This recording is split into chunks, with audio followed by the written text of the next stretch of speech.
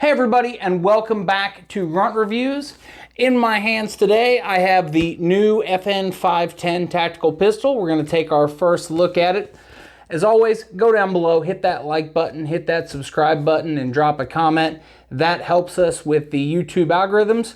If you get a chance, share us with your friends. And as always, I've got my Buy Me a Coffee link in the description. We appreciate all of you that do support us here at the channel.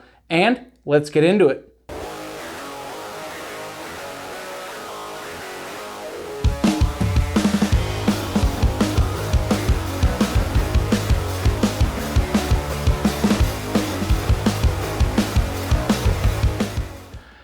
First things first, as we always do, we're going to take a look and see what you get inside the box. Obviously, this ships in a basic cardboard box with that FN soft carry case inside of it.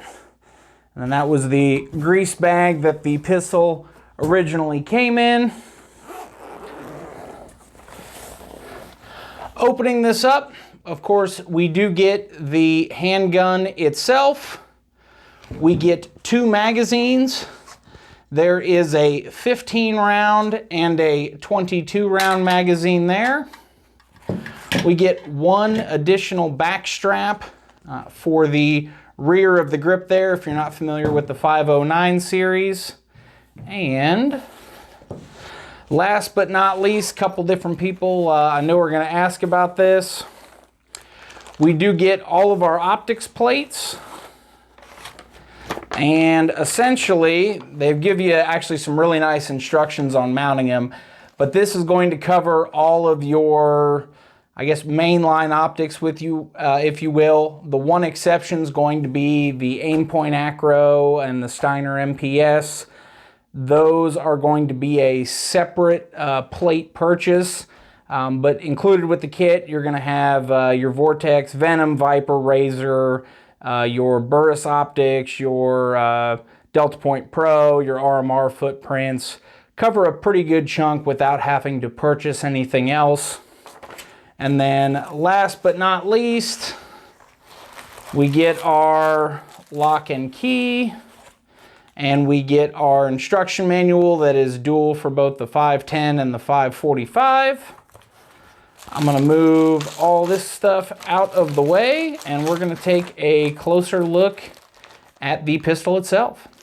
First things first, something that I did notice and something to double check. So 2 magazines, and they are labeled. So 10 millimeter, obviously the 510 is a 10 millimeter handgun. They sent me the 22 round mag in 45 ACP, indicated by both the magazine body and the follower as well. So I will be reaching out to FN to see if their customer service can get the correct magazine in my hand. Not a huge deal, but something I did want to point out. I had somebody ask if we can put this at the beginning. We are going to grab a weight on this. So we are coming in at 2 pounds and 0.4 ounces with the 22. This shouldn't be that big a difference there. 1 pound, 15.6 ounces with the 15 round magazine. And because I know somebody online's going to ask about it. Yes, this was cleared off camera and is clear as well. We'll remove the mag. So these come in 2 colors. We have our flat dark earth, and then we have our black as well too. Starting at the top, working our way down. Obviously, with all of the various plates that we saw, this is equipped with the same system we see on the 509s for mounting the red dot sight of your choice. Does come with the cocking wings, if you will, rear sight guard, whatever you'd like to call it. You obviously remove that to mount your optics. Sights that come on this are suppressor height night sights. Hopefully that comes through on the camera there. A white dot with a tritium insert on the front, and then a more blacked out style with the tritium inserts on the rear there. We do have serrations on the rear and on the front. They feel decently aggressive. They're deep enough that you could get to them. With gloves on, but without being overly aggressive. So if this was rubbing against your skin in a concealed carry situation or something like that, wouldn't be cheese grater aggressive, if you will. From the factory, this does come with a threaded barrel. Has a very nice knurled thread protector on it, and does seem to have some very good engagement of the thread protector on the threads. So I don't think this is something that's just going to fall off while shooting it. I will say it doesn't have an O-ring. Something else to consider with this, this is actually threaded in 5/7/8 by 28. So this is going to fit most of your standard direct thread 45 caliber cans. Pretty standard for, I'll say, large bore 10 mil and 45. If you're only used to using rifle cans, the size may look a little bit weird, but there are adapters available, and obviously most of the suppressors that would thread onto this are going to come already in that correct thread pitch. So I will actually give props to FN on this one for using a common thread pitch instead of some oddball metric that they seem to like to use. Does have about 200 rounds of dry fire on this. Ended up getting injured right as this showed up, so hence this video was delayed a little bit. Obviously pretty standard, little bit of cosmetic wear across the top of the barrel. Haven't seen anything else there. Working our way down, if you're familiar with the 509, everything is going to feel the same, but scaled up just that extra little bit. Takedown lever is going to be in the same spot, same functionality. Does have ambi slide releases on both sides, and actually does come with a ambi mag release pre-installed on both sides. You don't have to buy an extra piece or switch anything over. It is good to go from the factory. So for my lefty shooters out there, this thing is good to boogie straight out of the box. Working our way down to the frame, obviously trigger, and we're going to get a little bit more in depth, but pretty common with what we've seen with the 509 series. So we don't have that Glock-like dingus. Bottom portion of the trigger is the trigger safety, then it begins to move there. Trigger guard, we don't have any checkering or anything like that, but it is enlarged to allow use with gloves. Of course, we do have some pick rail on the front for mounting the light or laser of your choice. This does have on the actual grip portion of the grip module, couple things I like, couple points of improvement. The big one, obviously going to a 10 mil round, you end up having to increase the grip size a little bit. We'll see if we can get this from the bottom here. I wear a size large in mechanics gloves, if that gives anyone a decent idea.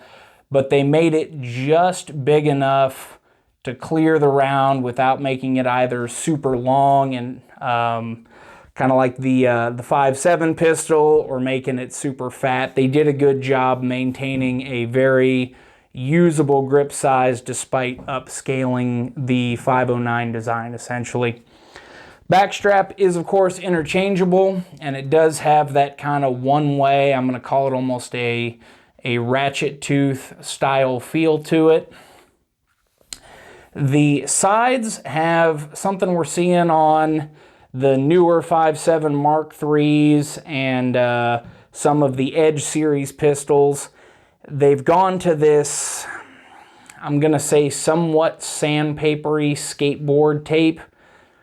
Best way to describe the texture, if you can't put one of these in your hand, is skateboard tape that somebody ran up against a steel rail.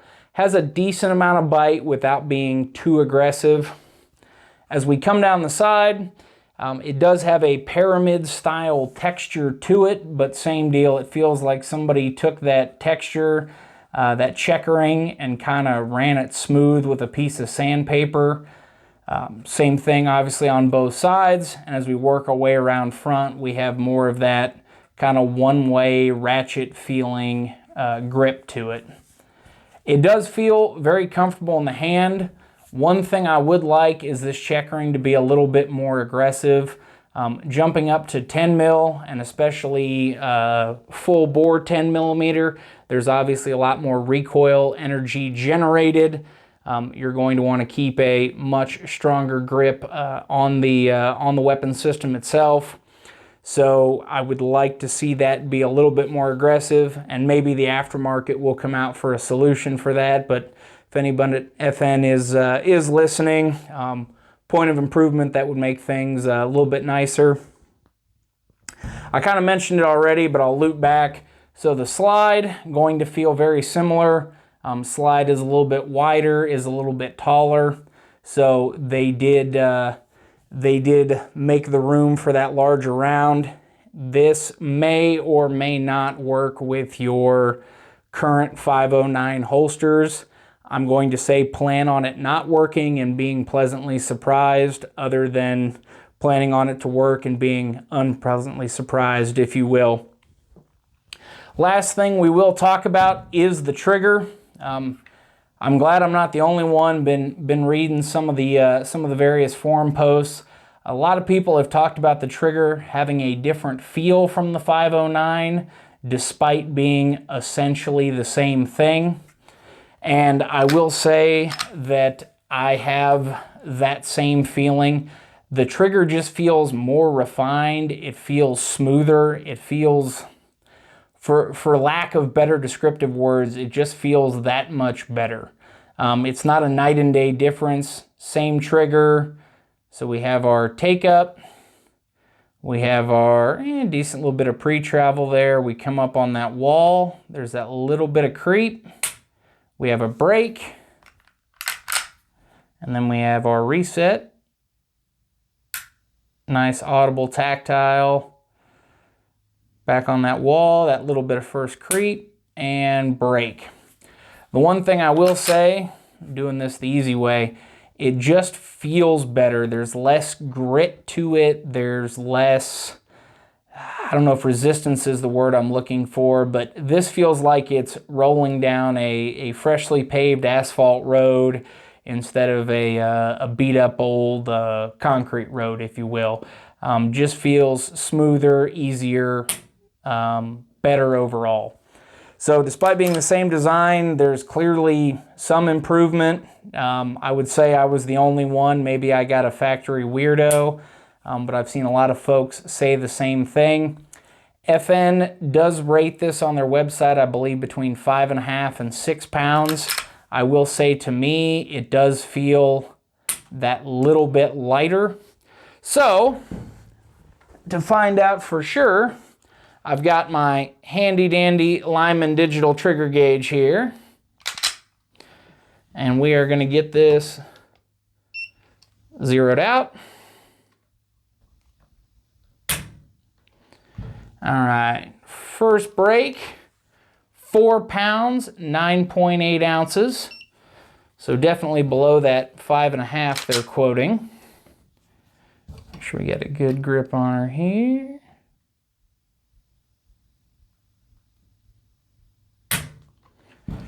Second pull, 4 pounds, 15.4 ounces, so almost 5.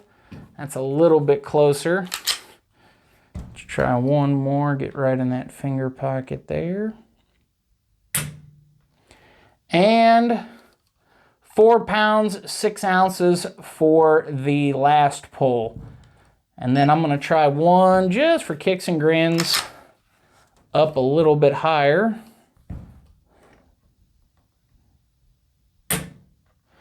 And that one came in at 4 pounds, 15.2. So trigger finger placement is definitely going to be important. Obviously, the lower you get, the more leverage you have, the less force exerted to cause that trigger to break and engage. But definitely under the 5.5 to 6 pounds they rated. I'm not sure if all of these are coming this way. Obviously, I'm only working with a sample size of 1. But all in all, definitely interested to get it out to the range and get some rounds through it. We will be shooting this both suppressed and unsuppressed. Obviously, if they're going to give us a threaded barrel, we're going to test it. I will also be reaching out to FN customer service on that mag, I'm going to say misship issue or misboxing. We're going to see how well they handle that, and I'll put that in the follow-up video on it as well. Guys, as always, I do appreciate your time watching this. Stay safe, train hard.